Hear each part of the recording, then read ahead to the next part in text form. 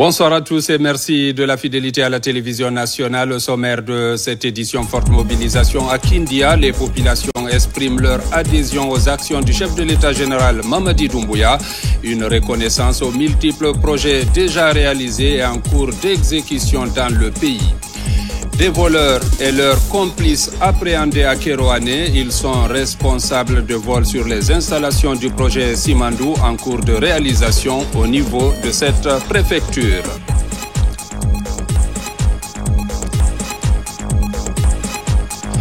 La troupe Batafon en Inde, une prestation qui a marqué les diplomates africains en service dans ce pays. Les temps forts dans ce journal.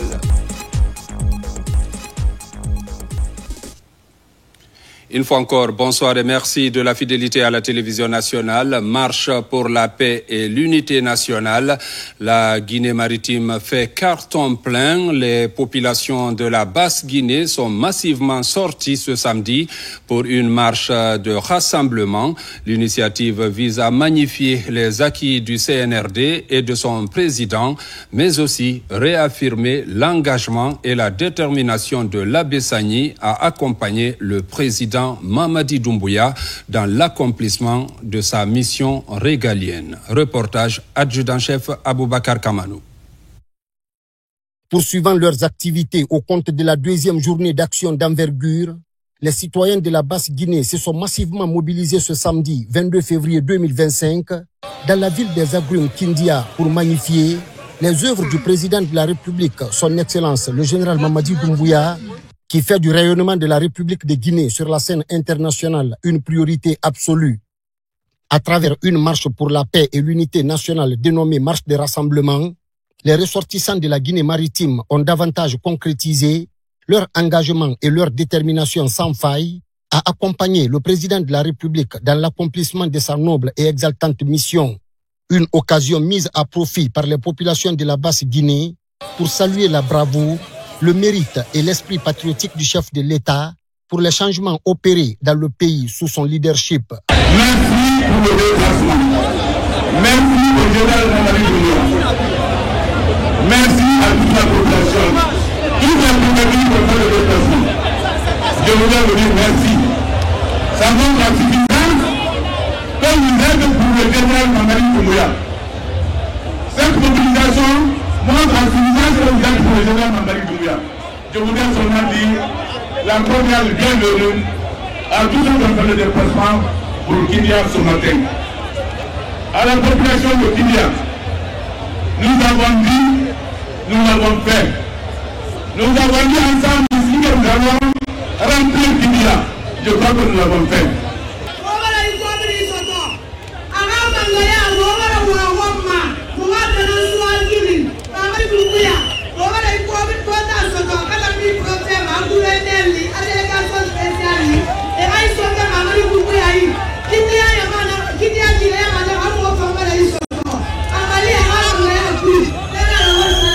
Cette marche de rassemblement a connu la participation active de la délégation présidentielle avec à sa tête le ministre secrétaire général de la présidence de la République, le général Amara Kamara, ainsi que des membres du gouvernement, des cadres de l'administration publique guinéenne et autres acteurs de la vie nationale.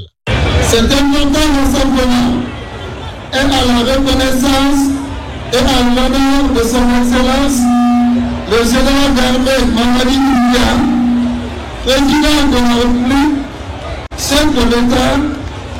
Ce grand rassemblement est l'expression de la cohésion entre les filles et fils de notre pays, d'un hommage mérité aux soldats émérites à l'homme du 5 septembre pour le dévouement et l'engagement sans faille, votre sacerdoce pour le développement économique et social de la République de Guinée et d'un soutien fort à sa vision stratégique globale et inclusive pour l'émergence et le développement, à son action inlassable en faveur de l'unité nationale, de la stabilité de notre chère Guinée et la promotion du bien-être de l'ensemble des peuples de Guinée. Cette autre aubaine a été mise à profit par Moussa Moïse Silla, ministre de la Culture, du Tourisme et de l'Artisanat, de procéder à la remise de 1100 cartes symboliques de prise en charge médicale et d'assurance maladie aux artistes. Une initiative du président de la République, son Excellence, le général Mamadi Doumbouya. Merci beaucoup. Nous allons donc procéder à la remise symbolique des cartes de prise en charge intégrale des artistes et professionnels de la culture.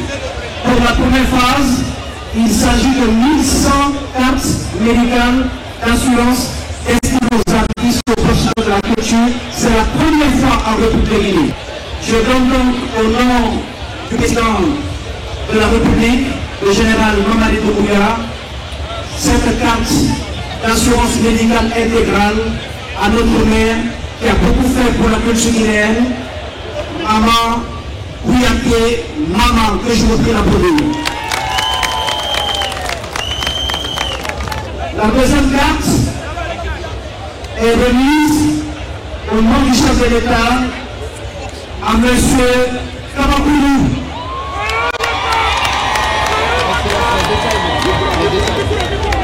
La carte permet aux artistes et professionnels de la culture, quand ils tombent malades, l'hospitalisation est gratuite. Les frais de médicaments sont gratuits. Lorsqu'il y a un accident, ils sont pris en charge gratuitement.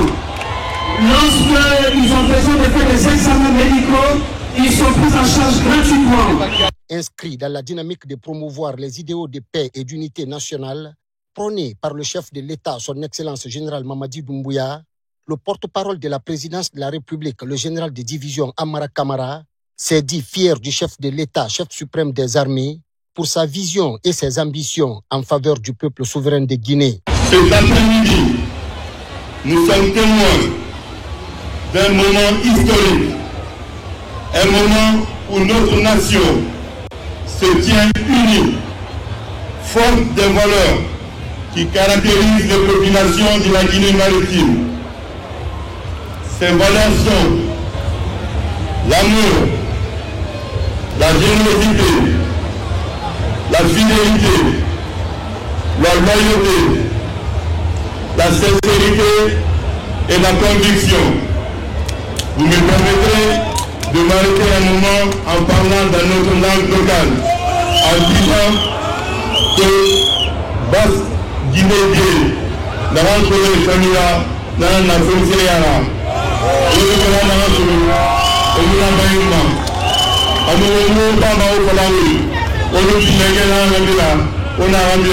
merci pour le choix du président Mamadi Doumbouya. Votre engagement, votre disponibilité et votre proximité avec votre population sont des atouts précieux pour notre développement. Merci également aux habitants de la Basse-Guinée en général et à vous, les chers compatriotes de Kindia en particulier. Vous êtes la voix et le pouls de notre région et votre soutien aux idéaux du président Doumbouya est inestimable. Je ne peux oublier de mentionner le rôle fondamental que vous avez joué dans le parcours de notre président, le président Hassan Bin à Kindia. Kindia l'a adopté. Il s'est même établi comme citoyen de Damakaya. Merci pour le soutien depuis que vous l'avez apporté. Aussi, dès la première heure, c'est-à-dire le 5 septembre 2021, le soutien et l'accompagnement des filles et des fils de Nabessani ont été décisifs pour la conduite de la refondation en cours. C'est grâce à vous que le CNRD, son président et le gouvernement ont pu poser les jalons d'un avenir meilleur. Le président de la République, le chef de l'État, nous charge de vous transmettre ses vifs remerciements. pour une fois, la République de Guinée, sous la direction de notre président, nous avons un leader à l'écoute de son peuple qui se bat jour après jour pour améliorer les conditions de vie de chacun d'entre nous.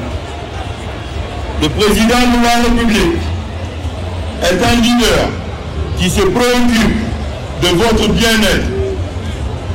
C'est un chef dont les actions parlent plus fort que ses mots. Il est important de rappeler que l'homme du 5 septembre est celui que notre peuple a longtemps cherché et réclamé depuis 1958. Sa vision est à la hauteur de sa stature. Son programme est celui qui nous mènera vers l'émergence. Et sa détermination est le vecteur qui nous conduira vers un avenir radieux. À travers les actes qu'il pose, le président Mamadi Doumbouya a démontré que le changement est possible, que la prospérité n'est pas un rêve lointain, mais une réalité à portée de main. Il y a quelques années, des dirigeants veuves ont contribué à voler et à dilapider les rails. Le président Doumbouya s'est quant à lui engagé à construire en 3 ans plus de 650 km de rails. C'est ce qui permettra de nous mener sur la voie du développement. Le projet Simandou est la parfaite illustration de ce que je viens de vous dire. L'idéal du président de la République n'est pas la division, mais une Guinée unie, une Guinée rassemblée, une Guinée prospère comme elle n'a jamais été. Ce soutien indéfectible à l'échelle nationale est aussi un motif de fierté.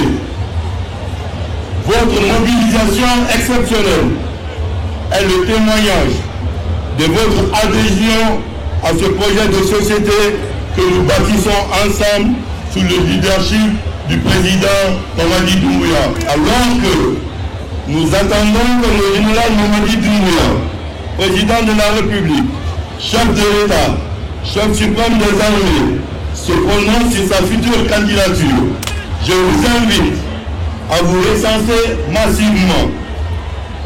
Votre engagement dans cette démarche est essentiel pour permettre à notre champion de remporter les futures élections dès le premier tour. Chaque voix compte. Chaque geste de soutien est un pas vers un avenir meilleur. Mes chers concitoyens, ensemble, levons nos voix pour un avenir radieux. Vive le président Mamadi Doumbouya. Vive la Basse-Guinée. Vive la Guinée unie. Que Dieu bénisse la Guinée et les Guinéens. Partie de la contournante à la place des Martyrs, en passant par les quartiers Ferifou, Tafori et Almamia, entre autres, sur près de 6 km, une immense foule multigénérationnelle a exprimé sa joie et sa satisfaction quant aux actions de développement et plusieurs autres actes majeurs posés à travers le pays par le chef de l'État, chef suprême des armées.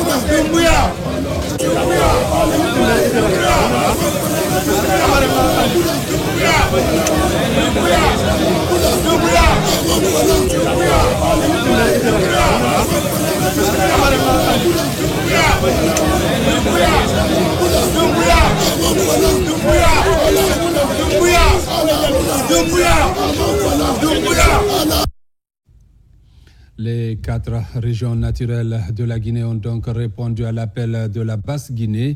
Ce matin, ils ont marché de la contournante de Kindia jusqu'à la place des Martyrs dans le cortège des slogans de reconnaissance envers le président Mamadi Doumbouya. Reportage Makeme Donzo, Mamadi Gassama, Alfaya Yassila.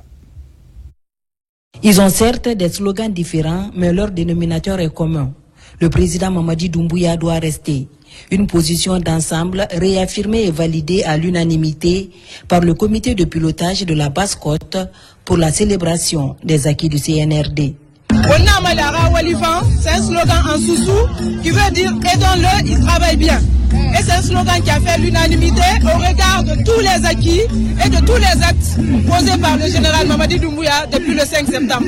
Dans tous les domaines, que ce soit dans le domaine des infrastructures, dans le domaine de l'éducation, dans le domaine des médias, il y a eu des réformes partout. Cet événement a un côté particulier.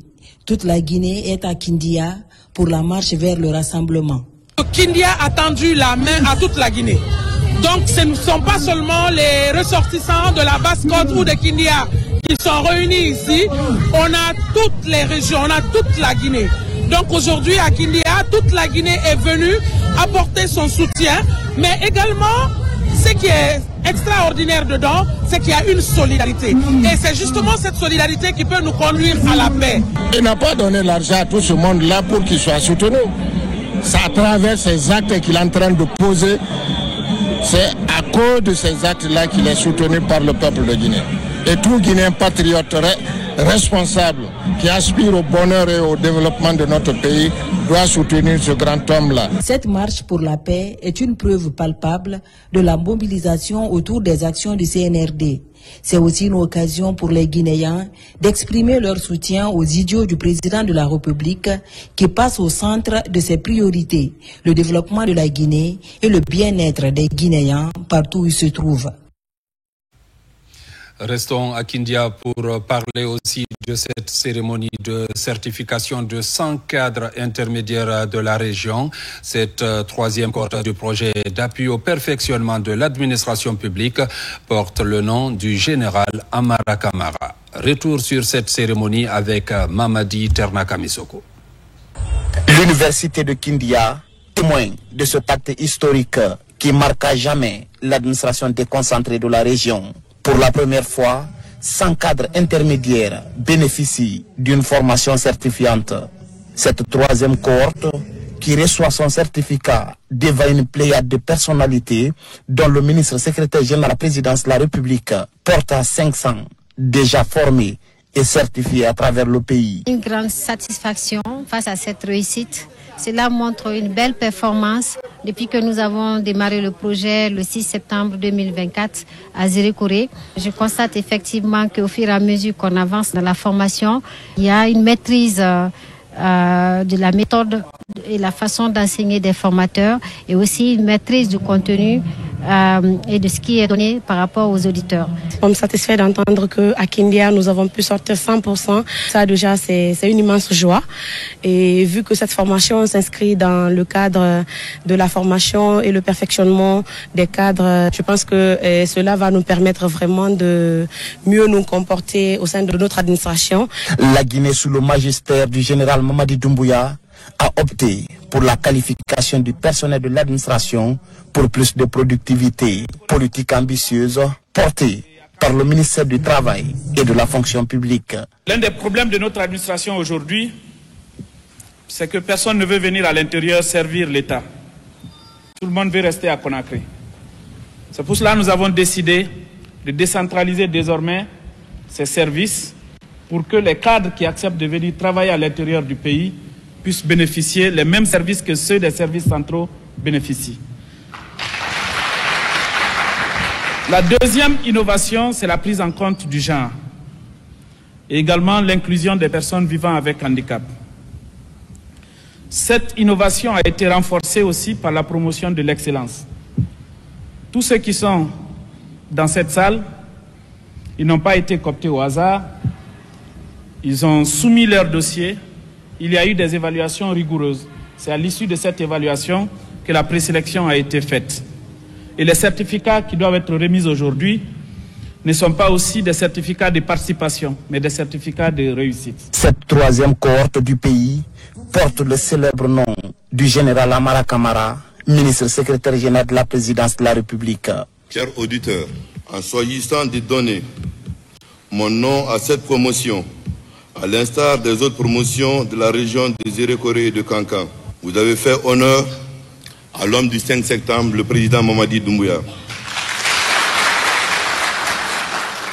Très modestement, et la vérité c'est que je suis juste un secrétaire qui met en œuvre la volonté et les orientations de son patron. Donc tout l'honneur et le mérite lui revient. Le président Mamadi Doumbouya a placé le renforcement des capacités des jeunes au cœur de la priorité de son gouvernement. Votre choix, chers auditeurs de la région de Kindia, me rappelle également la responsabilité qui est la mienne en tant que serviteur de l'État, mais aussi l'exigence que nous avons tous, vous et nous, de bâtir une administration publique performante, intègre, tournée vers le développement. Ce vaste programme de formation s'inscrit dans le cadre du projet d'appui au perfectionnement de l'administration publique PAPAP. Il est financé par l'Agence française de développement et mis en œuvre par Expertise France et l'Institut national de formation et de perfectionnement. Dans l'actualité encore, le Parlement guinéen se dote d'une télévision. La chaîne a été officiellement inaugurée hier vendredi devant un parterre d'invités. Ce média vient renforcer la visibilité des activités parlementaires. Reportage Robert Siditolno.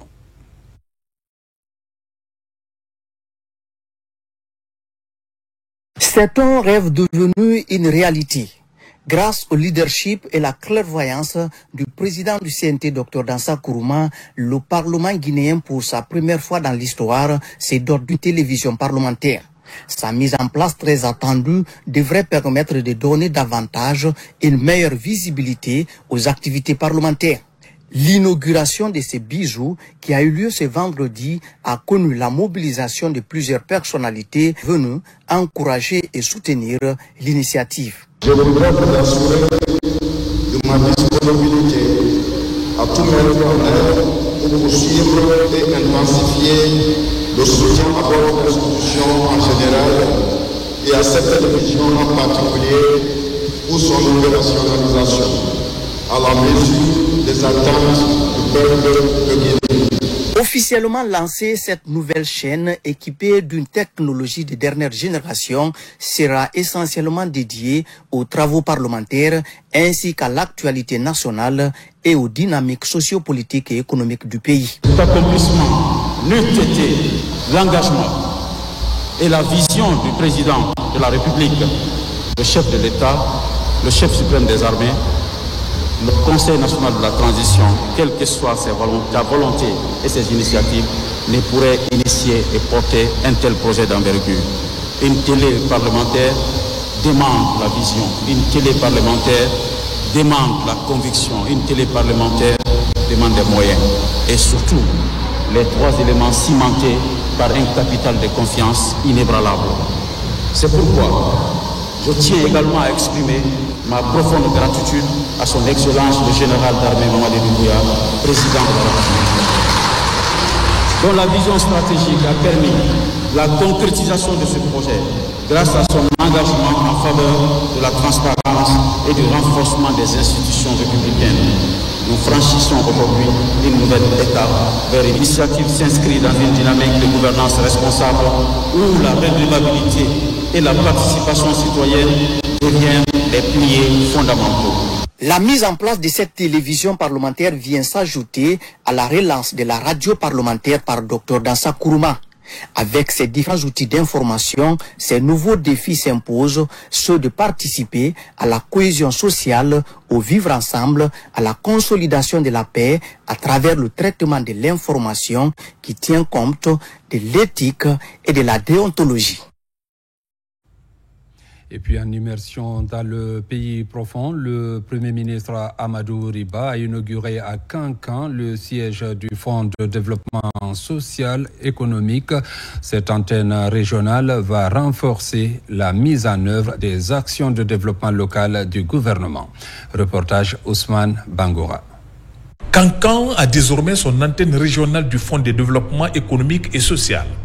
En immersion dans le pays profond, le Premier ministre, chef du gouvernement, inaugure le siège de l'antenne en présence des autorités locales. Cette infrastructure vise à renforcer la mise en œuvre des politiques de développement local du gouvernement.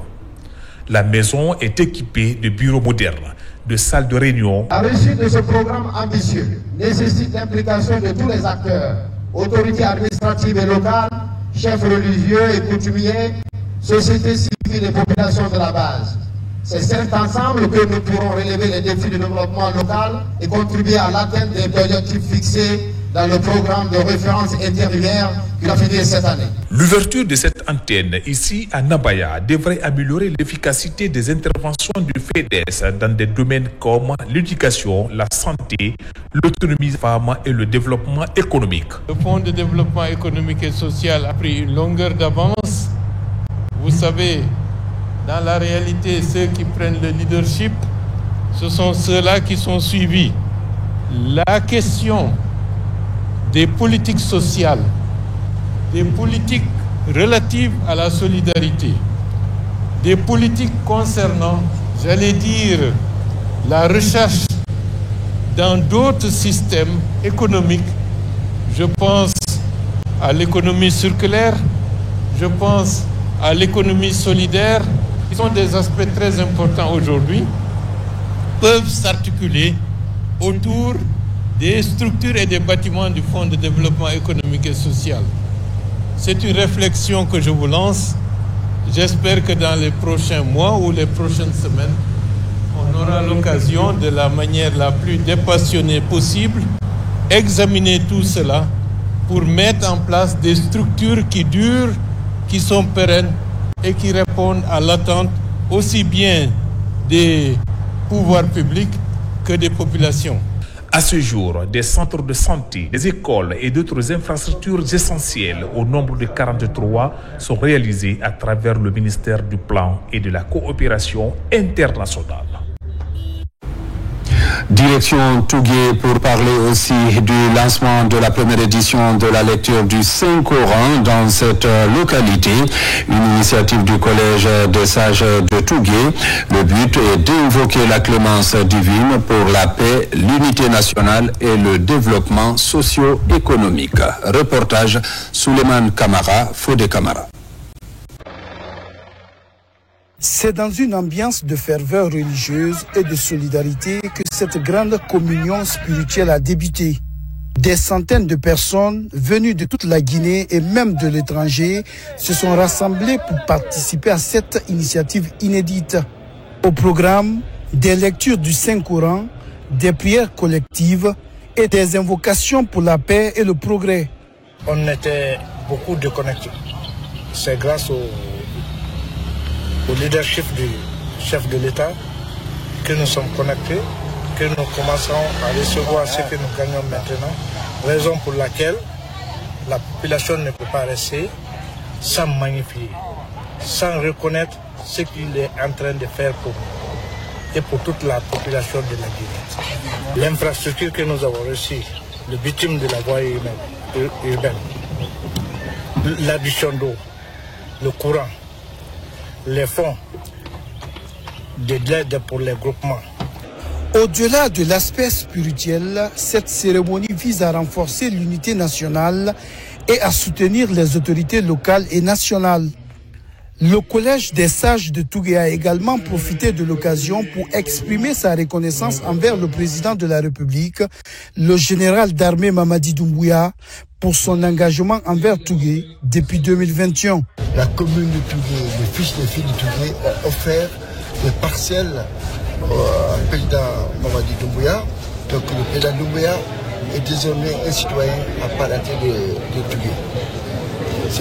Pour nous, c'est une fierté que le président guinéen accepte d'être le citoyen de notre préfecture. Le clou de l'événement a été la pose de la première pierre de la future résidence du président de la République à Tougué. Un geste symbolique qui marque l'ancrage des autorités nationales dans cette région et qui suscite beaucoup d'espoir parmi les populations locales. C'est le Premier ministre chef du gouvernement qui a officiellement piloté cette activité, marquant ainsi l'engagement du gouvernement et le chef de l'État envers le développement de Tougué. C'est une première que les ressortissants d'une localité pensent à offrir au chef de l'État des domaines afin de pouvoir bâtir quelque chose comme les siens.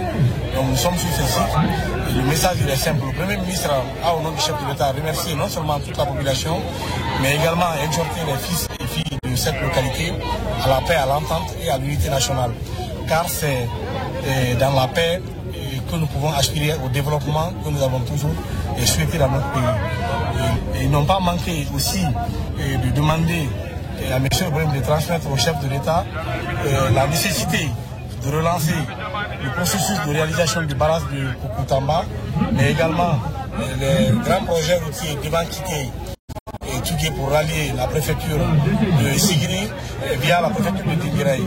Dans une ambiance de recueillement et de fraternité, les participants ont prié pour la paix et le progrès. Cet événement a également été l'occasion pour les ressortissants de Tougué, où qu'ils soient, de se retrouver et de réaffirmer leur engagement envers leur terre natale. L'ensemble des sages aujourd'hui sont tous mobilisés, l'ensemble de la population de Tougué sont tous mobilisés derrière le président de la République. Mais ce n'est pas fortuit. Vous avez constaté ici, lorsque vous êtes arrivé, vous avez vu les travaux qui sont en cours, les voies urbaines de la préfecture de Tougué. Aujourd'hui, depuis l'indépendance, on n'avait pas connu de bitume. Aujourd'hui, je suis en train de parler pas en tant que directeur national des voies urbaines, mais plutôt pour un fils de Tougué. Entre spiritualité, convivialité et espérance, cette première édition de la cérémonie annuelle de la lecture du Saint-Coran à Tougué a marqué les esprits. Un événement qui, au-delà des prières, a su rassembler les fils du terroir autour d'un même objectif, bâtir un avenir meilleur pour Tougué et pour toute la Guinée. Restons toujours dans l'arrière-pays pour dire que le programme Simandou 2040 progresse de façon rassurante. Cependant, 2 présumés voleurs et leurs complices sont arrêtés à Kérouané pour vol des attaches de fer et équipements de construction du corridor ferroviaire au niveau de Kérouané, un agissement qui peut freiner l'évolution des travaux sur le terrain. Reportage Yamokaba. La locomotive de l'émergence qui ne compte laisser aucun Guinéen, c'est bien le programme Simandou 2040. Très cher au chef de l'État, général Mamadi Doumbouya, l'un des fruits de la vigilance des populations, l'arrestation des présumés voleurs, le fond de leur interpellation, vol des attaches de fer et équipement de construction du corridor ferroviaire. J'étais à la résidence le lundi soir, quand les chefs sont venus me rencontrer en disant que réellement il y a trop de vols dans leur site. Quand ils se sont déclarés, je les ai dit d'accord, j'ai entendu, je vais appeler le commissaire de la police et le commandant de la gendarmerie, je vais les en parler, afin de mener les enquêtes par rapport à ça. Je suis sorti, je me suis promené la nuit. J'ai appelé le commandant de la gendarmerie, la police, et le commandant de Jefi. Nous sommes sortis ensemble. Je suis parti, je les ai vus en train de charger les chargements. J'ai demandé le chauffeur me dit qu'il n'y a rien, c'est seulement des ferrailles. J'ai dit bon, on va monter ensemble dans le véhicule. Nous sommes montés, le jeune Condé de la gendarmerie, on a commencé à dépouiller. Quand on a commencé à dépouiller maintenant, c'est ainsi maintenant nous avons trouvé réellement les blonds de fer. Maintenant, j'ai ordonné maintenant le commandant de la gendarmerie. Le même nuit, je dis, allons-y, on va fouiller maintenant chez tout un chacun, tous les vendeurs. On a été chez tous les vendeurs Quand on a tapé la porte du monsieur, il est sorti. Il a bel et bien coopéré avec nous. Maintenant, les fers déjà, quelques tonnes, à peu près 10 ou 15 tonnes, étaient chez lui. Déjà, ces présumés voleurs et leurs complices reconnaissent les faits. Des conséquences dévastatrices qui vont certainement jouer sur le délai d'exécution des travaux, selon l'entreprise. Je suis un ferrailleur et je reconnais avoir acheté ces équipements. Depuis des années, j'exerce ce métier. Mais aujourd'hui, je peux dire que c'est la volonté divine. Il remercie une fois encore le président de la République, son Excellence le général Mamadi Doumbouya. Et ensuite, il voudrait aussi demander à l'État guinéen et aussi aux autorités de pouvoir les accompagner. Parce que l'État leur a dit, le 9 de cette année, le train doit commencer à transporter le minerai. Pour répondre aux engagements pris par le CNRD, la surveillance de toutes les parties exige une vigilance de tous les instants. La synergie d'action se veut permanente pour renforcer la fibre patriotique autour des grands enjeux du développement. Nous avons déjà donné des instructions fermes et irréversibles d'engager des poursuites, d'interpeller les auteurs, les complices, et dès quelque bord qu'ils seront, ils seront débusqués juste dans leur dernier retranchement. On peut vous garantir que les droits des mis en cause seront également observés, parce qu'en cette phase, il y a la notion de la présomption d'innocence et nous sommes obligés de respecter ce principe sacro-saint. Mises hors d'état de nuire, ces personnes interpellées sont déjà à la disposition du parquet pour la poursuite des enquêtes judiciaires, toutes choses susceptibles de préserver les grands objectifs du programme Simandou 2040, un pont vers la prospérité du pays, dont les retombées ne comptent épargner aucune localité. Allons à Sigiri où le centre d'apprentissage de formation professionnelle post-primaire et secondaire de Quintignan, construit par la SAG, a été inauguré. Il va aider les jeunes de Boré à apprendre un métier pour faciliter leur insertion socio-professionnelle. Reportage Moussa Komara. À Quintignan, rien n'est encore perdu pour les jeunes. Déscolarisés ou non scolarisés, ils pourront désormais façonner leur avenir dans ces centres d'apprentissage et de formation post-primaire et secondaire. Construit depuis 2020 par la SAG, il dispose de 9 salles de classe modernes avec une capacité de 40 apprenants chacune, d'un bloc de latrines, d'un amphithéâtre de 200 places, de 2 fourrages, de 5 logements entièrement équipés pour les encadreurs et de 6 ateliers pour les formations pratiques.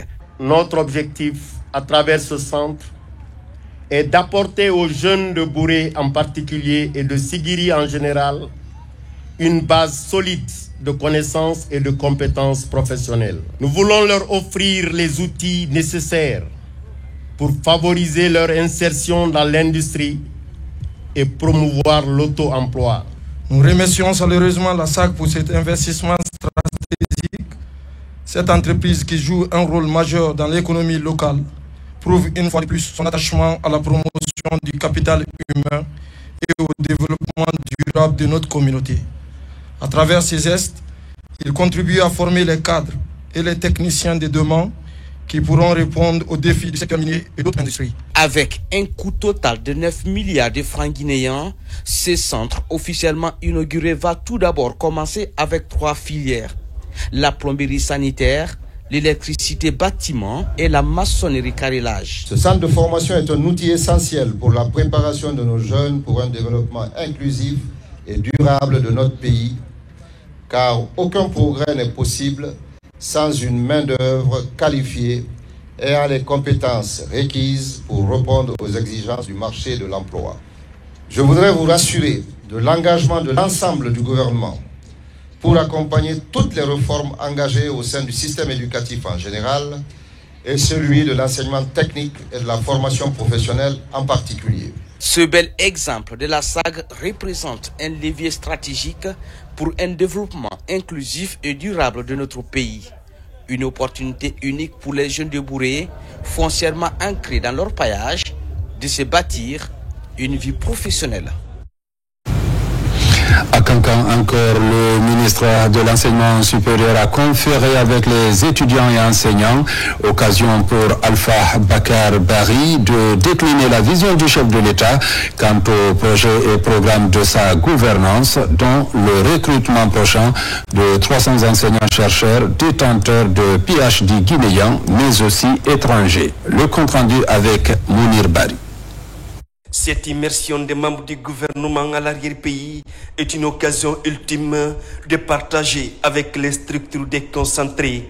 À l'université de Kankan, par exemple, le ministre Alpha Bakar Bari s'entretient avec le monde universitaire et décline la vision stratégique du chef de l'État autour du programme Simandou. La communauté étrangère pense que le ministre de l'Enseignement supérieur et de la recherche scientifique est aujourd'hui une icône en Afrique de l'Ouest à travers l'ouverture de la frontière pour recruter les enseignants-chercheurs venant des pays d'Afrique. C'est que notre président avait dit en son temps que le Mali et la Guinée sont deux poumons dans un seul corps. À travers ce recrutement maintenant, on peut dire bel et bien que la Guinée et les autres pays d'Afrique sont plusieurs poumons dans un seul corps. La rencontre élargie aux enseignants-chercheurs détenteurs de PhD récemment recrutés a permis au ministre de comprendre les réalités d'intégration et surtout la contribution de ces enseignants dans la qualification de l'enseignement supérieur en Guinée. L'université doit s'ouvrir au monde, ils ont un impact significatif et ils vont même au-delà des heures, des charges horaires assignées à leur contrat. Ils font du social, ils interagissent avec les étudiants, ils s'intègrent parfaitement dans la société, mais c'est ça aussi qu'on attendait. L'objectif de tout cela est très simple, c'est de faire ce que les autres ont fait pour se développer rapidement, et d'ouvrir les universités aux meilleurs du monde, afin que l'on puisse offrir aux meilleurs de nos institutions, à nos étudiants, le meilleur en termes de contenu et de qualité en enseignement. Les signaux du panafricanisme, d'intégrité ou encore d'excellence académique se matérialisent et la Guinée réaffirme son leadership et son engagement à favoriser l'intégration et l'inclusivité au sein de l'espace ouest-africain. À l'université de Zérékoré également, la problématique de la qualification du système d'enseignement supérieur était un débat au cours d'une conférence animée par le rectorat. Il s'agit là d'inciter les quelques 2000 nouveaux étudiants orientés dans ce temple à s'inscrire dans la dynamique de qualification entamée sous la gouvernance CNRD. Lancé Kamisoko. À l'université de Zérékoré, l'innovation et la promotion de l'excellence deviennent les critères qui caractérisent ce temple du savoir engagé dans une dynamique de réforme depuis quelques années. L'objectif est de faire de chaque promotion des produits incontournables sur le marché de l'emploi. Mais pour gagner ce pari, chaque étudiant est appelé à se développer personnellement et à réfléchir sur ses aspirations futures. L'université de Zérékoré est bien plus qu'un simple établissement d'enseignement supérieur. C'est un lieu où se forment les leaders de demain, où naissent des idées innovantes et où s'écrit l'avenir de notre région et de notre pays. Grâce au leadership de M. le recteur, Dr. Oumar Keïta.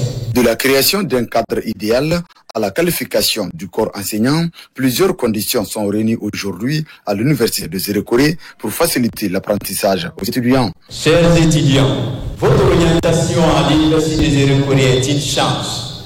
Je le répète que c'est une chance. Pas parce que, par la propriété de notre université, ni la beauté de nos espaces, et encore loin la qualité de nos infrastructures, non. Mais plutôt par la qualité du capital que nous avons à l'université de Zérékoré. Ce sont ces anciens chercheurs débrouillés qui font la fierté de cette université. Je tiens à exprimer ma sincère gratitude au ministère de l'Enseignement supérieur et au recteur de l'université de Zérékoré pour les précieuses mesures prises en faveur des étudiants. Seule institution d'enseignement supérieur de la région forestière, l'université de Zérékoré devient de plus en plus l'une des destinations favorites des bacheliers de par la richesse de ses programmes, de la qualité de sa formation et de ses infrastructures. Femmes, paix et sécurité, une autre préoccupation, d'où la sensibilisation à l'Université de la Baie sur la résolution 1325. Des explications ont été fournies sur cette résolution, suivie des débats pour davantage outiller les étudiants. Sarafdine Diallo, Sona Sagnon. Cette résolution 1325 repose sur des piliers comme le rôle des femmes dans la prévention des conflits, la participation de la femme à la consolidation de la paix, une résolution adoptée à l'unanimité le 31 octobre 2000 par le Conseil de sécurité des Nations Unies. Elle concerne les droits des femmes, la paix et la sécurité. Vise ces journées de sensibilisation, c'est-à-dire que les étudiants et les agents des forces de l'ordre et de sécurité. Cela n'a été possible qu'avec l'appui de l'ONG internationale Le Caire, qui nous est venu en appui pour la réalisation de ces journées de sensibilisation sur la résolution 1325 et connexes.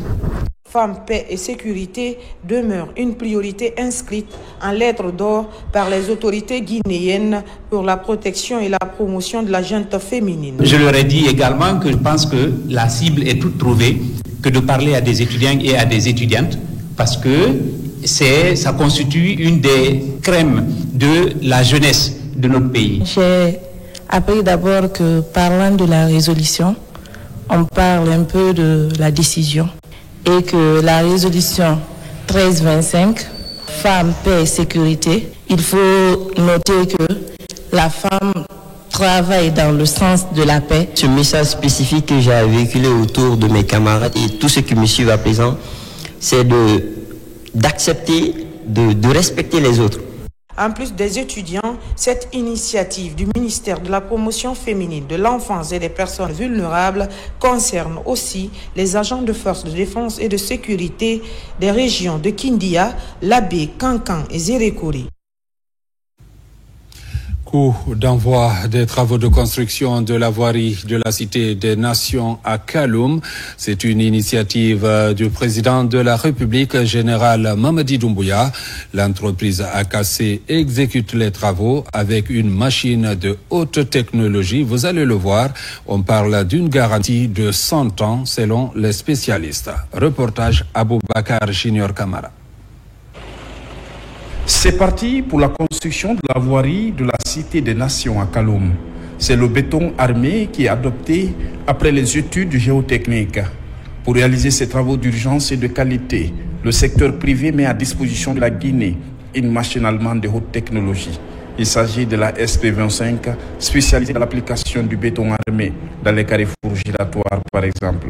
La performance et la technologie exigent une synergie d'expertise afin de fournir des services de qualité. On est là à côté de la cité présidentielle sur le cadre de cette nouvelle technologie qui est appelée béton hydraulique. Alors cette nouvelle technologie, elle n'est pas vraiment trop utilisée sur la sous-région. On a eu l'expérience en Mauritanie, au Sénégal, étant des Guinéens qui ont fait vraiment beaucoup de temps vers l'extérieur, qu'on a acquis cette expérience. Alors avec vraiment la vision du chef de l'État pour améliorer les infrastructures et tout ce qui est issu de la nouvelle technologie, on est là aujourd'hui en Guinée en tant que Guinéens pour partager notre expérience. Des caniveaux aux trottoirs, des chaussées aux pistes d'atterrissage, cette machine n'a aucune limite dans l'application du béton armé, avec une flexibilité de réglage automatique selon l'épaisseur et la distance à mettre. 4e du genre sur le continent. C'est une nouvelle en Guinée, il n'y en a pas deux, c'est la première, parce que là on est en train d'appliquer le savoir et tout. Vraiment l'idée de l'État qui veut vraiment améliorer les infrastructures de la qualité. Donc comme on est là à côté de la présence, il va apprécier parce que le pays a besoin de cette infrastructure nouvelle. Ces travaux initiés par le président de la République ont 100 ans de garantie. L'épaisseur est là, on est à 25. Cette machine-là, elle fait de 10 jusqu'à 40. On met un béton gouzonné. Il y a aussi des bétons qu'on appelle béton continu qui est ferraillé. Mais la machine, elle est multifonctionnelle, elle est multiservice. Elle peut faire des caniveaux, des bordures, vraiment tout ce qui est des infrastructures. L'entreprise AKC réalise les travaux avec cette nouvelle machine, ce qui prouve que les travaux de qualité seront réalisés ici, à la Cité des Nations. Commerce, signature d'un protocole d'accord entre le gouvernement et le secteur privé sur la fixation des prix des denrées de première nécessité. L'heure est à la vulgarisation du contenu de la convention. Les prix sont fixés par zone, à savoir la zone spéciale de Conakry, ainsi que sur toute l'étendue du territoire national. Pour plus de précisions, suivez cet élément de reportage avec notre reporter Ali Badra Kondé.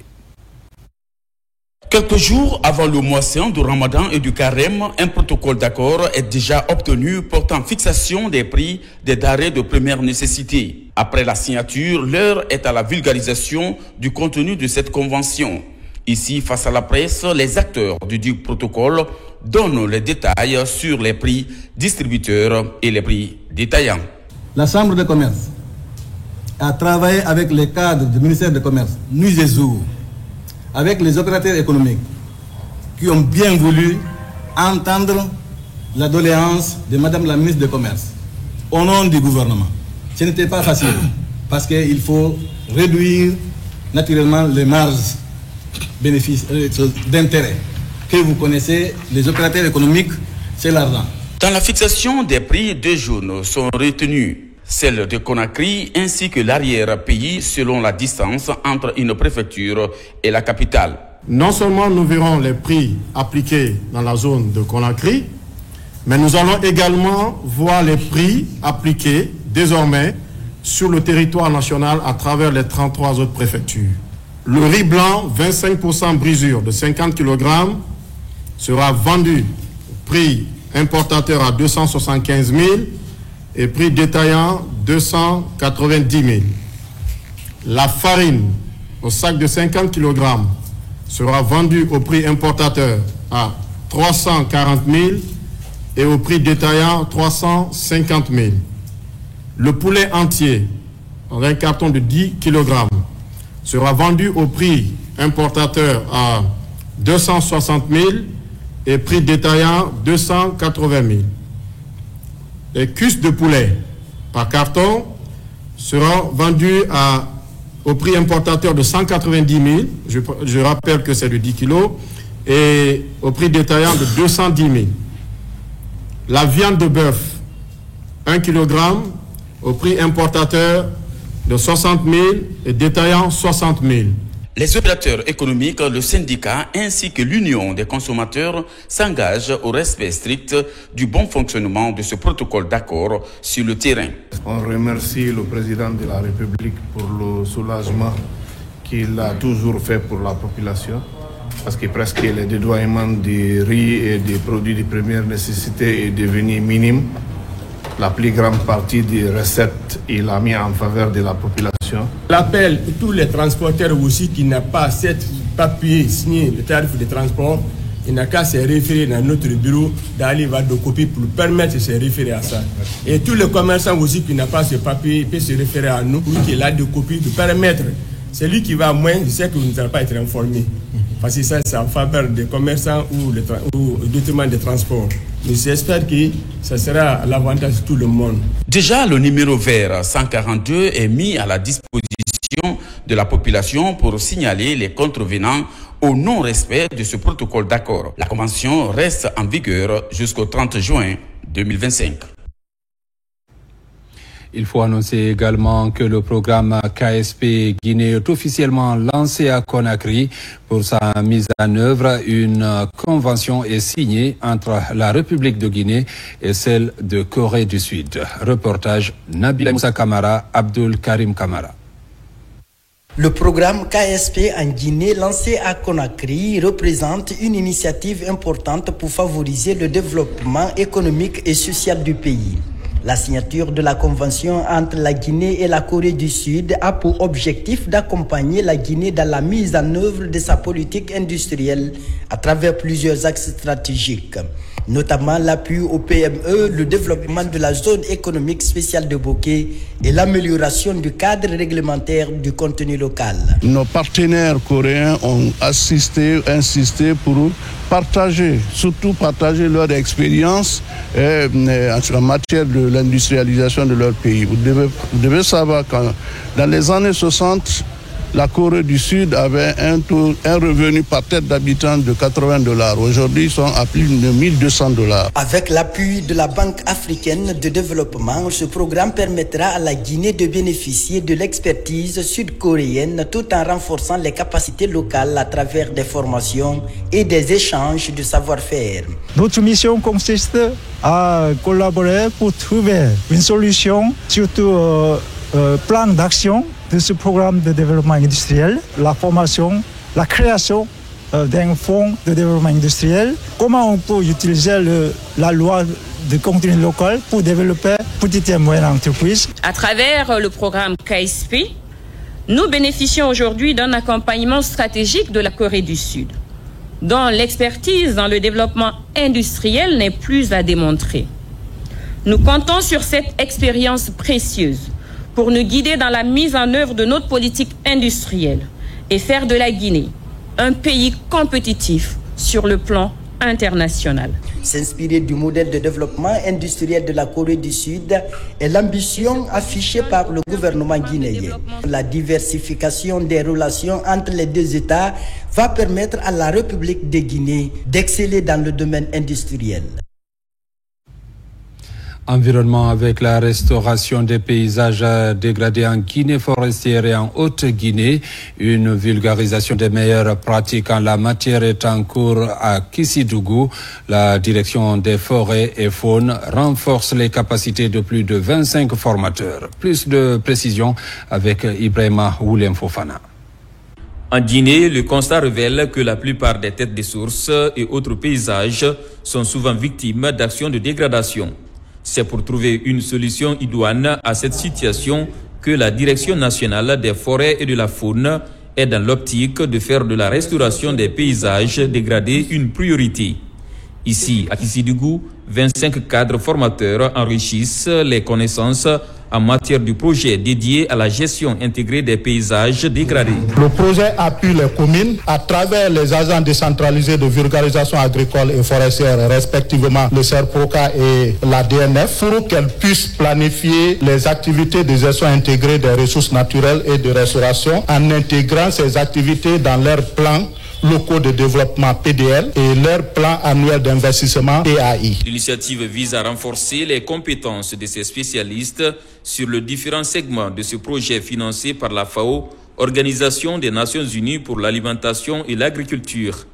Des outils de base qui leur permettront de transmettre aux acteurs ciblés des notions de gestion et de planification du dit projet. Ce projet est en partie domicilié au ministère de l'Environnement et du Développement durable, plus précisément à la Direction nationale de forêt et faune. Et lors de l'atelier de bilan de l'exploitation 2022-2023 qui s'est tenu à Conakry, il a été demandé de renforcer la capacité de nos éléments sur le terrain. J'ai dit dans mon discours d'être très attentif, de suivre les formateurs et après l'arrivée dans les différentes préfectures de restituer. Pour rappel, ces 25 cadres formateurs viennent des régions de Zérékoré, de Kankan et de Farana.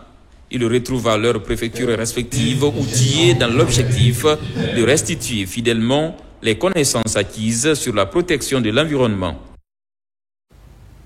Santé, des consultations gratuites et autres dons de médicaments aux populations vulnérables ont marqué les couleurs de la célébration des 5 ans d'existence de la polyclinique Best Medical Center. La structure est en collaboration avec la Jeune Chambre internationale Conakry Leader. Question de toucher les plus vulnérables. Reportage Sona Sagnon.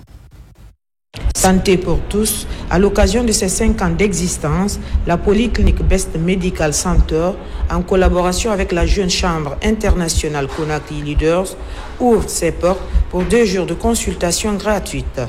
Un geste humanitaire à l'intention des malades en situation de précarité. Best, ça signifie bien-être, santé pour tous.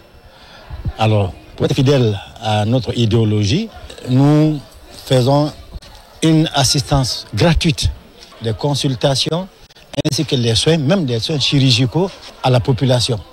Quelle que soit leur pathologie, ils seront consultés par les spécialistes de tous les domaines et ceux qui doivent être opérés seront aussi opérés gratuitement.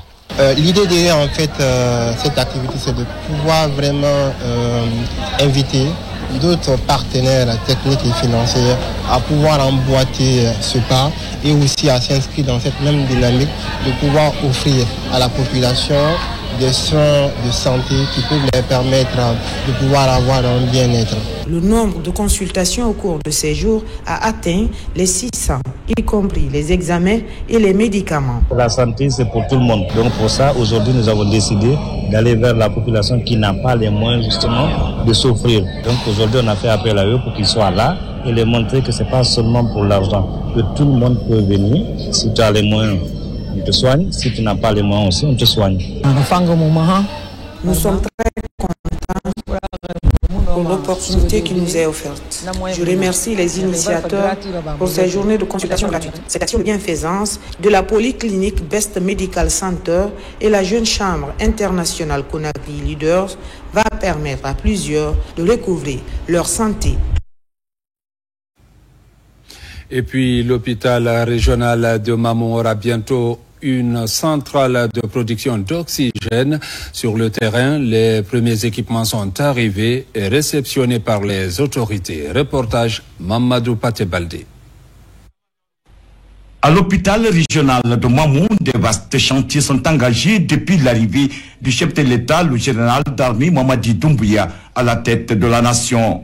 Grâce à l'engagement du ministre de la Santé, Dr Oumar Dueba, qui bénéficie de l'appui financier de l'UNICEF, cet hôpital de référence aura bientôt sa première centrale de production de l'oxygène. Nos hôpitaux étaient obligés d'aller chercher l'oxygène à Conakry. Sinon, il n'y avait pas d'oxygène pur ici. On n'a pas d'extracteur d'oxygène comme tel. Et soit on utilise, il y avait des petits extracteurs d'oxygène, ou bien on cherche l'oxygène même à Conakry. Lancés en octobre 2024, les travaux de construction de cette unité industrielle sont confiés à l'entreprise générale d'études et de réalisation des ouvrages techniques. On produit l'oxygène sur place et on alimente nos malades sur place. Et ça, c'est grâce au leadership du ministère de la Santé et surtout de notre chef d'État, le général Mamadi Doumbouya, qui pense vraiment à toute la population. Après donc 3 mois d'exécution sur le terrain, les premiers équipements et matériels viennent d'être débarqués en présence des autorités politiques et sanitaires. Ils se composent des groupes électrogènes et des oxygènes concentrateurs. À travers son ministère de la Santé, dirigé effectivement par monsieur le ministre Doumbouya, aujourd'hui, nous donne des équipements pour corriger certaines insuffisances de notre système de santé. Aujourd'hui, c'est une fierté pour le personnel soignant, car cet autre acquis réalisé sous le leadership du général Mamadi Doumbouya permettra d'améliorer les conditions sanitaires des populations et de réduire le taux de mortalité et de morbidité au niveau des 3 établissements hospitaliers de soins de la région de Mamou. Festival de la culture et de l'artisanat en Inde, la troupe Batafon de Bokeh fait une prestation au domicile de l'ambassadeur de la Guinée à New Delhi devant plusieurs diplomates africains résidant en Inde. Ces artistes ont exhibé leur talent, ils ont aussi séduit les communautés africaines. Ousmane Ba, Mamadou Dioumaba. La troupe Batafon de Bokeh continue à émerveiller le public en Inde. Après leur brillante participation au festival Surakunj International Craft Mela, ces artistes sont sur scène ici, à la résidence de l'ambassadeur de Guinée à New Delhi. Percussion, rythme et ballet devant un public composé de Guinéens et d'Africains résidant en Inde, heureux de renouer avec la source. Je suis en Inde près de 11 ans. C'est une première qu'une troupe guinéenne vienne en Inde pour rester. Et j'ai vu il y a d'autres communautés des pays africains qui ont assisté, pas seulement de la Guinée, qui ont donné leur impression aussi, qui me disaient « Ah, Cheikh, merci à l'ambassadeur de les avoir invités à sa résidence pour assister à cette performance. » Cette prestation a été bien passée. Donc, de cela, je tiens à remercier l'ensemble du gouvernement de notre beau pays, la Guinée. Cette prestation est une initiative de l'ambassadeur de Guinée en Inde. Un dîner festif qui mobilise plusieurs ambassadeurs africains. Une diplomatie culturelle qui s'avère comme un vecteur de rapprochement des peuples. Notre pays est riche en culture. Donc, quand une troupe se déplace de la Guinée jusqu'ici, présente des danses de notre pays et qui soient appréciées, n'est-ce pas, par l'ensemble des participants au festival, je ne pouvais que offrir la même chose, n'est-ce pas, à mes collègues ambassadeurs présents ici pour qu'ils s'imprègnent davantage de la culture guinéenne. Tout ce qui est culturel aujourd'hui est universel. La Guinée est un pays quand même qui est très bien avancé dans le domaine de la culture. Ça me rappelle un peu Sekouba Bambino, les Beméa Diaz. Je peux que remercier et féliciter une fois et souhaiter bon courage à cette équipe qui nous a vraiment égayés ce soir. Cet événement a été un moment de partage entre les diplomates et un moyen de renforcement de leurs liens et de ceux des communautés africaines résidant en Inde. Page noire, l'érudit de Madina Nyandou dans la préfecture de Koubia a été inhumé dans son village natal. Des obsèques qui ont mobilisé les autorités administratives et religieuses ainsi que plusieurs fidèles musulmans venus de divers horizons. La délégation gouvernementale a été conduite par le ministre de la Santé et de l'Hygiène publique. Reportage de Sarath-Din Diallo, Sona Sagnou. Cheikh Siradio Diallo est un homme d'un calme olympien et sage. Il incarnait une grande personnalité religieuse héritée de son défunt père, l'érudit Cheikh Oumar Diallo. Sa disparition dans la nuit du jeudi 13 à vendredi 14 février dernier laisse un vide dans son Madina Nyandou natal. Ses enfants affligés promettent de poursuivre l'œuvre de leur défunt père. Nous retenons de lui un maître coranique, entretenir des démunis et aider les gens. Nous allons poursuivre ses œuvres, lire le Coran, assister les disciples et héberger les étrangers. Cheikh Siradio Diallo avait un don de rassembleur et d'éducateur. L'inspecteur régional des affaires religieuses de l'abbé lui rend hommage.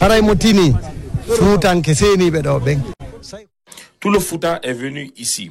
Ils sont tous venus pour prier pour cet homme de Dieu et qui n'a jamais voulu s'afficher. Il a consacré toute sa vie à la prière, lire le Saint-Coran. Au nom du chef de l'État, le ministre de la Santé et de l'Hygiène publique, à la tête d'une importante délégation, a transmis le message de condoléances du gouvernement à la famille éplorée et à la notabilité du Fouta. Sur instruction du président de la République, son excellent général Mamadi Doumbouya, le premier ministre du gouvernement, M. Amadou Riba, nous a mandaté de venir ici auprès de la famille pour lui présenter les condoléances les plus attristées. Présenter ces condoléances aux membres de la famille, également aux amis, aux parents et à tout le peuple de Guinée. C'est une perte immense pour nous, pour la Guinée. Cheikh Siradio Diallo laisse à la postérité 4 veuves, des enfants, des milliers de disciples et son Madina Nyandou natal où il repose désormais dans l'éternité. Paix à l'âme de l'illustre disparu. Mesdames, Messieurs, c'est la fin de cette édition. Merci de l'avoir suivi. Retenez que la Guinée est notre paradis, terre de richesse et d'innovation. Bonne suite de programme sur la RTG.